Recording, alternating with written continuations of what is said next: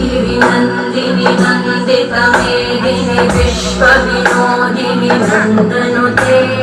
गिरिवरविन्द्यशिरोधिनि वासिनि विष्णुविलासिनि जिष्णुनुते भगवति देशितिकण्ठकुटुम्बिनि भूरिकुटुम्बिनि भूरिकृते जय जय हे महिषासुर